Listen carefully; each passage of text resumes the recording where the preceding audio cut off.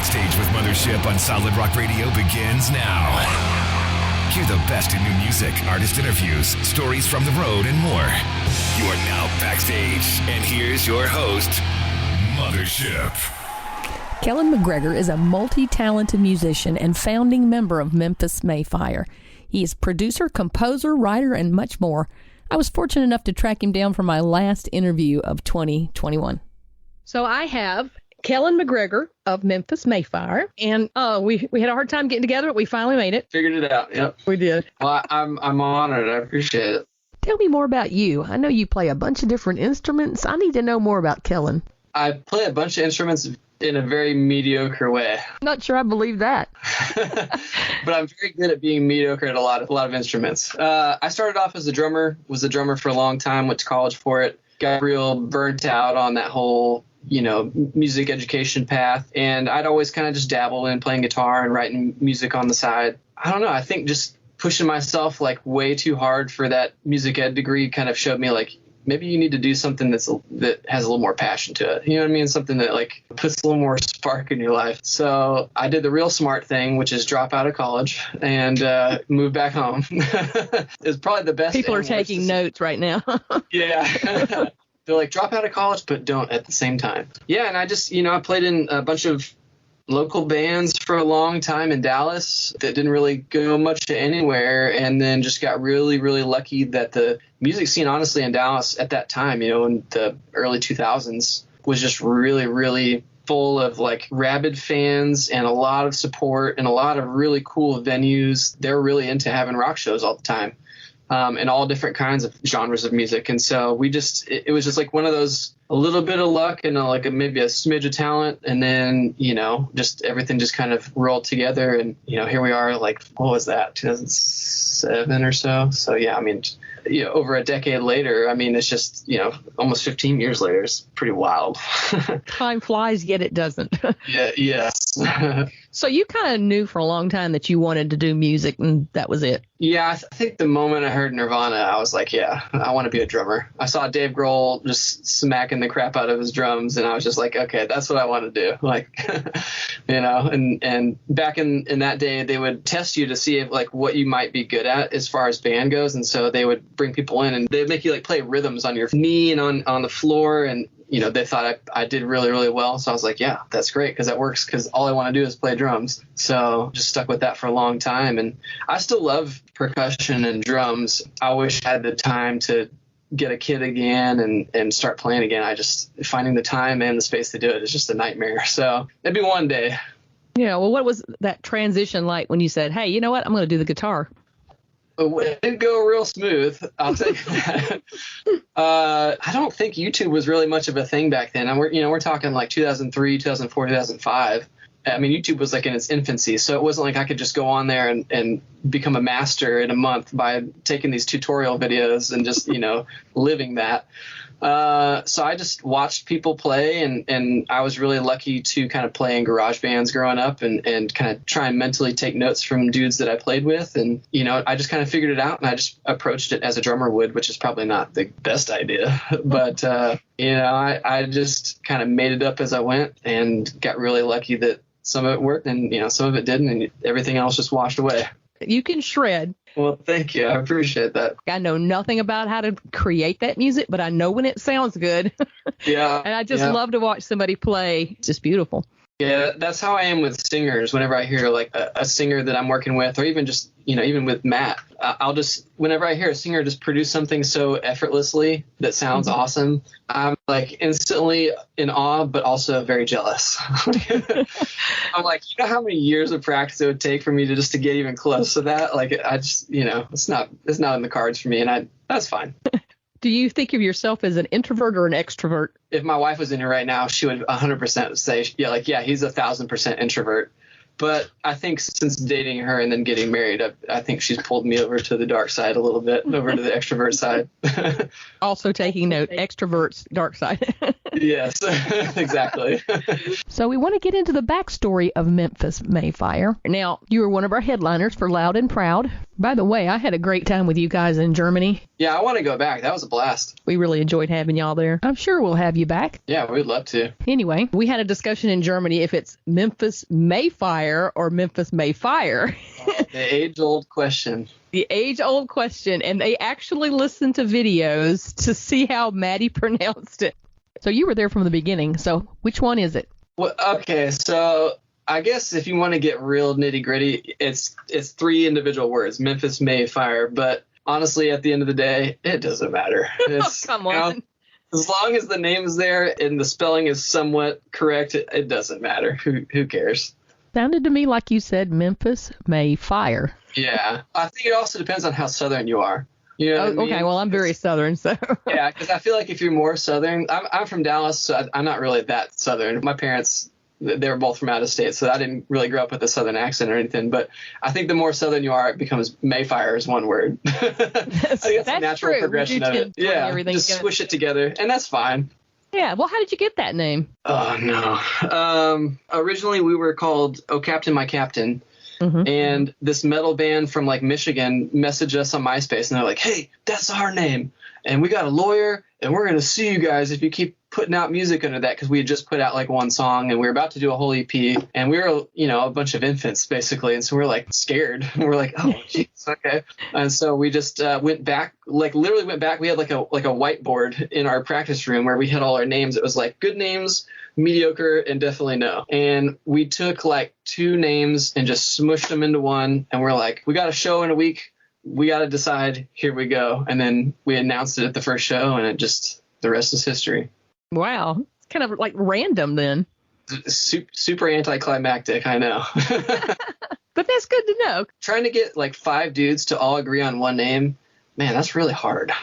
So you had 3 people that liked 3 words and so it became one name. Yeah. Well, yeah, because you've got the like, you know, you may have 2 on one side, 2 on the other, and you got a tiebreaker. And then that guy's like, oh, geez, what do I do? Okay. Who do I make more mad in the band?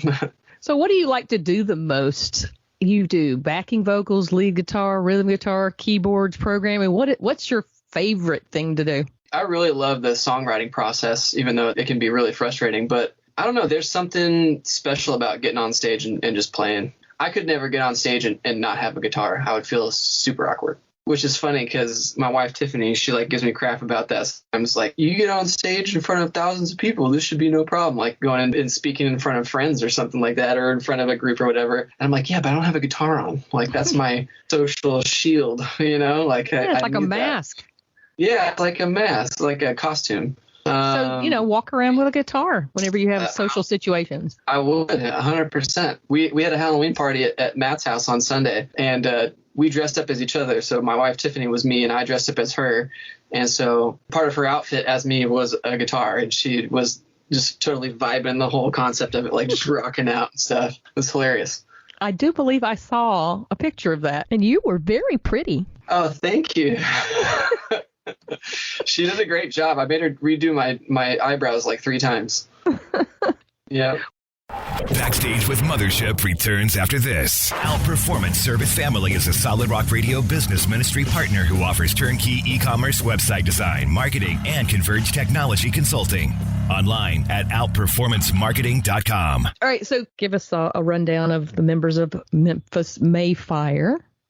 Yeah, so me, Matty Mullins, Corey Elder, we just call him Corn, and Jake Garland, 4 of us. The current lineup has been together for how long? 11 years, something like that. I think so. Y'all really gelled together. Yeah, we've had, you know, a couple different guitar players for long periods of time. But the 4 of us, I don't know, just something about the 4 of us. We just, yeah, like you said, we just gel. You know, everybody understands everybody else's proclivities and personalities and, you know, unique quirks. And so since it's been a foursome again, and we've gone on tour, it's like very mellow, you know, like just very chill. I think it's going to stay that way. Very comfortable with each other. Mm-hmm. Yeah. There's nothing like drama on the road, right? Yeah. It's just like having a family, you know, you've got so many different personalities. And when you go on tour and you're cooped up in a bus, or, it's just sometimes just personalities kind of clash, and then the next day it's fine, and then you clash again, and the next day it's fine, and that kind of roller coaster kind of wears on you over time. And so the four of us, we just don't really do that. We don't really do the roller coaster. You just don't talk to each other anymore, right? Yeah, pretty much. No, it's really bizarre. Like, the four of us, we just don't like at each other. It's just like very chill. As I was getting ready to do this interview, I was on YouTube and I found an old video of an interview you did of the bus invaders. Saw the bus invaders when there was like the 15-passenger van, and then I went and saw the tour bus. There's a big difference. Yeah. What were those days like, the 15-passenger van with trailer days? It was a lot of me loading the trailer late at night. Corn would help. But what's funny is I actually didn't mind touring that way because I kind of liked driving at night. So I ended up getting a lot of night shifts. I had my iPod back in the day, like my 50 gig iPod, and I would just run that until I couldn't drive anymore, and we would just take shifts. We had all sorts of like little hacks where we would put our suitcase in between the bunks so it would make it more like a bed. It would kind of extend your little bed. But somehow somebody put a hole in the door, and that became the trash chute. Only the trash never went anywhere. It just stayed in the door. And so people were just cramming trash in the door. It's real. Yikes. It's a real smart idea. Yeah, so to go from that to a bus was mind-blowing. Yeah. Can you even wrap your mind around the difference between those two eras?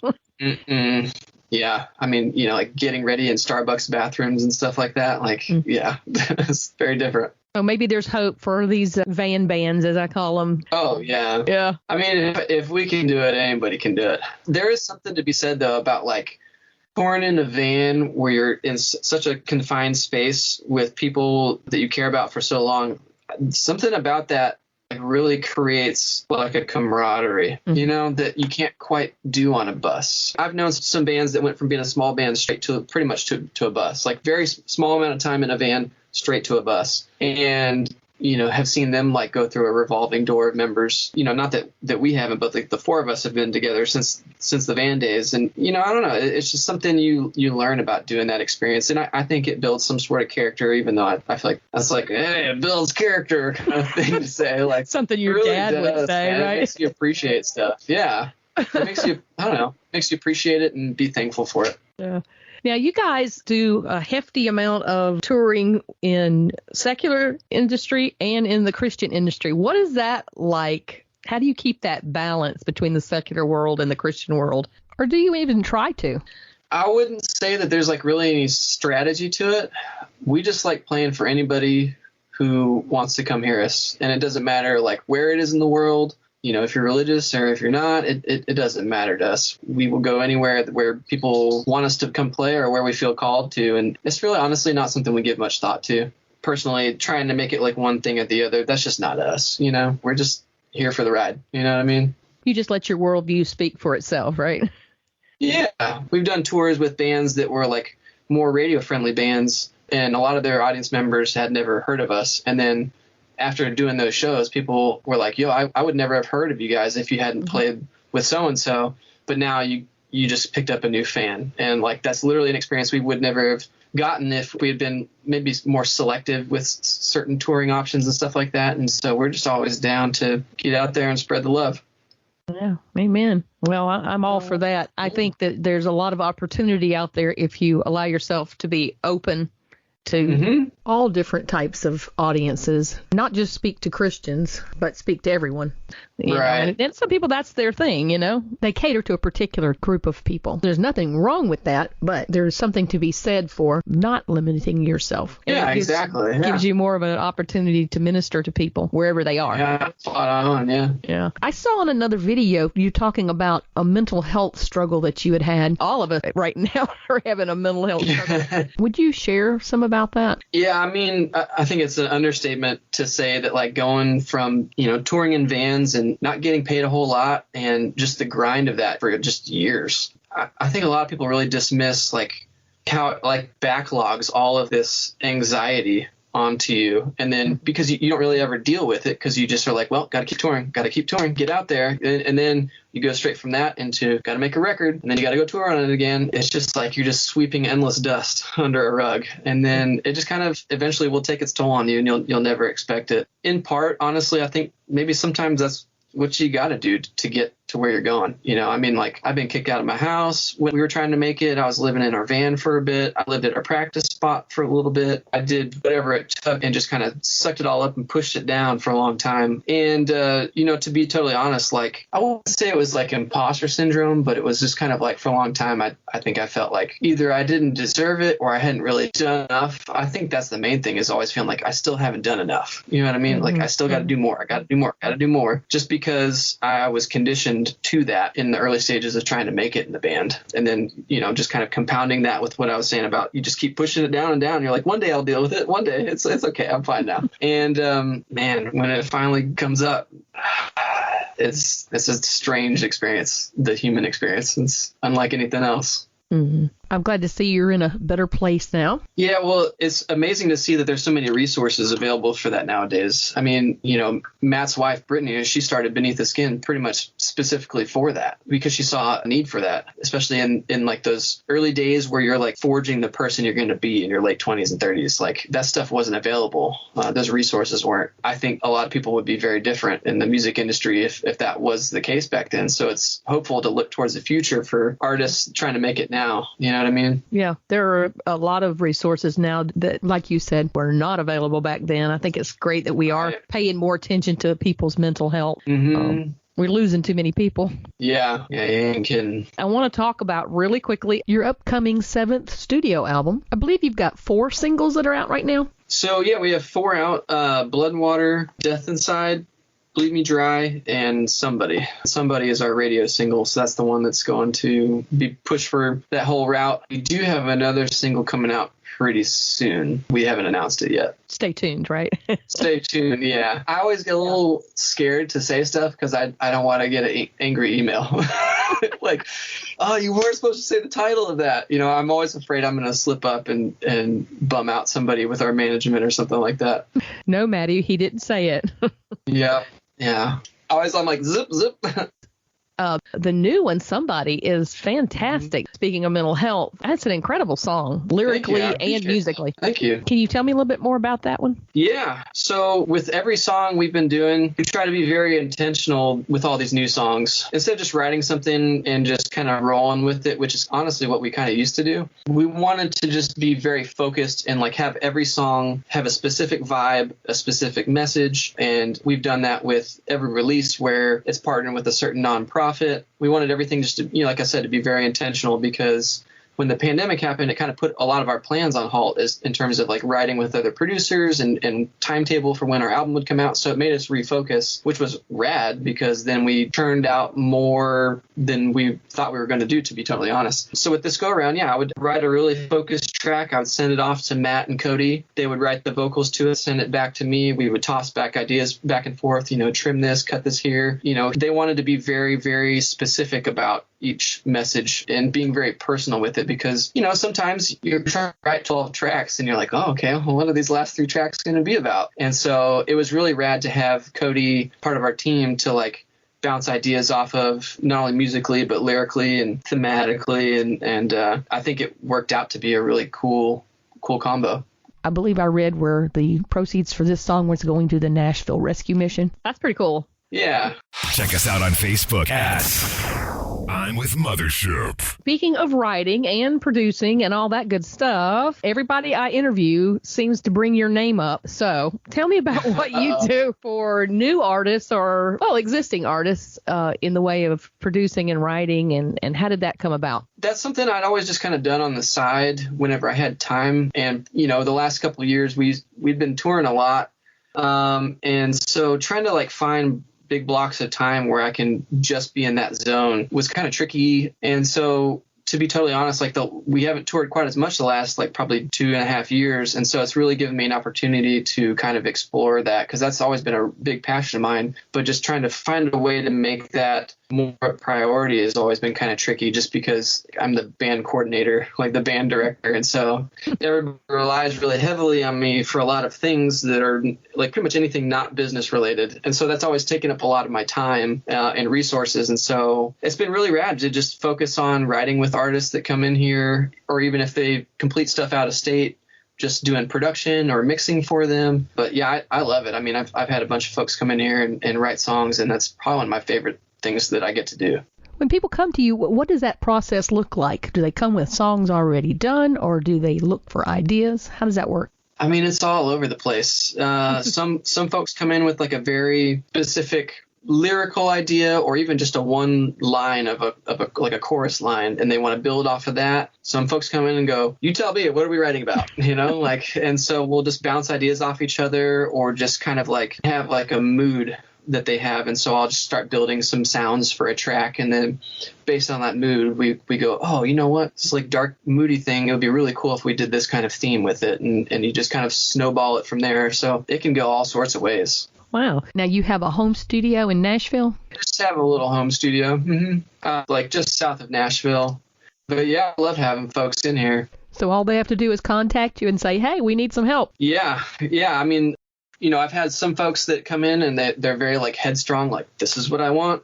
This is what I do." And I'm like, okay, my job is just to make sure that whatever you're doing, let's just do it even better. Or some folks, they need to be pushed because they get stuck in like a safe place where they're like, well, this is what I do, and I'm kind of want to stay in there. And sometimes it's like, well, you need to get pushed outside of that comfort zone, because that's the only way you're going to grow. Now, does that come natural to you? Oh yeah. I think I knew the answer to that question.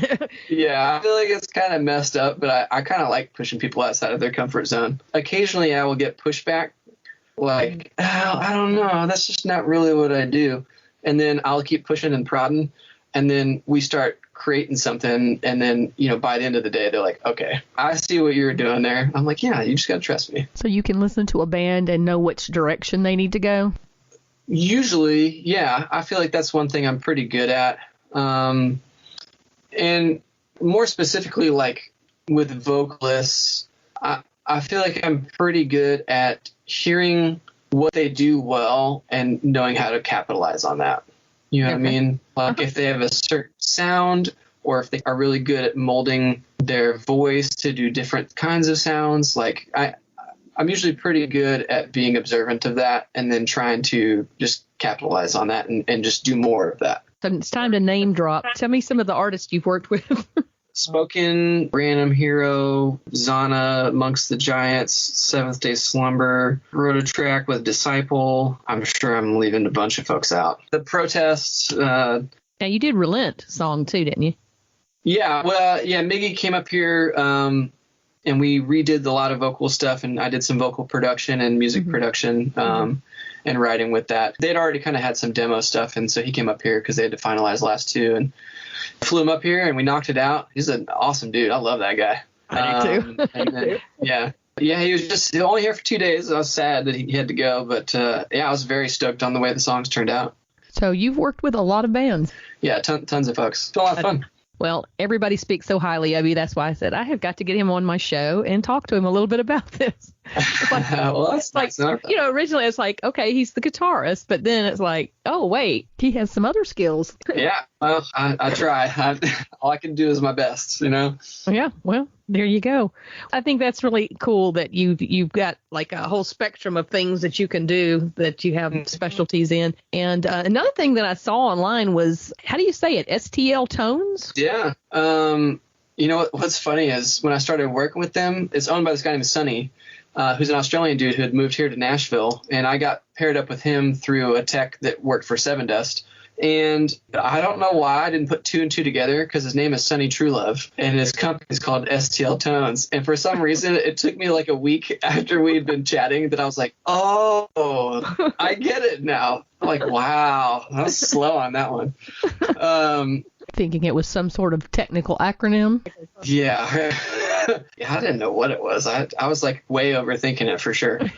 Yeah, so he's got a plug-in company, and it's basically like a digital amplifier. And he has a process of capturing the sounds that you create and basically digitally recreating them.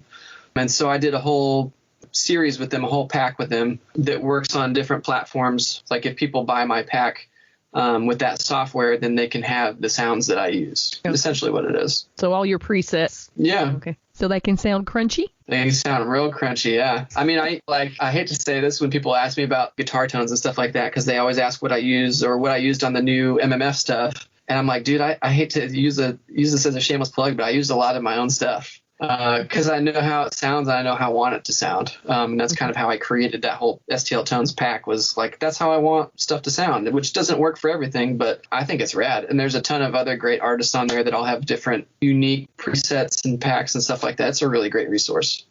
That's cool. I like that idea, because if you like a certain sound of a particular band, but you have to do it yourself. Exactly. Yeah. So if people are, guitar players out there that dig the new Memphis stuff or any of the new Zana stuff, the Monks of Giants is not out. New Seventh Day Slumber stuff. I just mixed the new Seventh Day Slumber record that's coming out. I use STL all over that. That's pretty much all I use now. Nice. Okay, is there anything that I've missed that you wanted to share? I mean, you're very thorough. I will say I learned Sunday that wearing a dress is very comfy. I was uniquely surprised by that. Originally, I was going to do like these black jeans and a girly top. And then she was like, babe, you have to wear a dress. Solid Halloween costume. Yeah. And I'll say it was a life-changing experience. It's super comfy. If they could make like dresses for guys that were appropriate, I would wear it around the house, 100%. Got one word my wife for you. would just get a kick out of it. Kilt. Yeah. Kilt. Oh, yeah. Well, I am Scottish, so I think you're right. Dang. That's the next step. Dude, that's it. That's it. Nobody will question it. Oh, my gosh. But Gregor, of course, you could wear a kilt. Yeah, I'll just be like, hey, man, listen, my last name's McGregor. It's fine. There you go. Well, we've solved that problem. You are welcome. Yep. I always ask this because most of the bands I buy snacks for are in, like I said, in vans. I don't do as many bands that tour in nice, comfy buses. But Sure. What's your favorite road snack? What do you like to eat on the road? I will say that back when we were basically living in a van, I'm surprised that we didn't turn into just straight Taco Bell, because that's literally all we ate. It was like literally Taco Bell at every meal. We would pull through the drive-thru, like scraping our trailer tires on the drive-thru, and we would just ask for a volcano-sized amount of fire sauce. I mean, we would spend literally our whole entire $5 that we got for our per diem. We were just like mathematicians trying to figure out how many tacos and different things we could get for $5. Yeah, that's pretty much all we lived on. It's still my guilty pleasure. I got it Sunday night. I'm not going to lie to you. But, I'm 36 now and my body doesn't digest things the way it used to. So it's like, hey, what are you doing to me? Like, I'm like, come on, man. Remember the old days? You used to love this. What about now while snacking in the bus? Nowadays, I'm a big beef jerky fan. Yeah. Especially if I can find like that soft, like turkey jerky. That's my favorite. Yeah. I'm not a big fan of like the real, like authentic, like tough jerky that you like got to suck on for forever. That's just not my vibe. I like that soft, like kind of more, maybe it's more fake. I don't know, but it tastes good. And that's all that matters. There you go. All right. Well, we'll take that.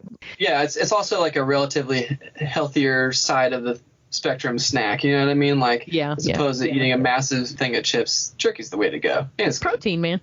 Yeah, it's protein. All right. As we wrap up, how can people reach you? I have my website up and running, so it's just KellenMcGregor.com. If people want to hit me up for mixing quotes or production or writing or any of that stuff, and they can check out all the stuff I've worked on there. It's got all my credits. It's got stuff they can listen to. So, yeah, just KellenMcGregor.com. If anyone wants to find that information, if they go to the Solid Rock Radio website and then check on the Backstage with Mothership page, I will have all the links to Memphis May Fire, STL Tones, and KellenMcGregor.com. Get in touch with Kellen. He's waiting on you. Yes, please do. Well, let me let you go. Thanks a lot, Kellen. I appreciate you. Yeah. All right. Have a good one. Good night. Bye-bye. Bye. Thank you for listening tonight. Stay tuned for more great music all night long. Be sure to check out my I'm with Mothership Facebook page and Solid Rock Radio's website. Follow the link under shows to Backstage with Mothership, which will have the links to my guests' social media accounts. This show will be replayed at 4 a.m. Eastern Time. Past interviews available on podcast.solidrockradio.org, iHeartRadio, Apple Podcasts, Spotify, and on Pandora platforms. And remember this week, be kind to one another.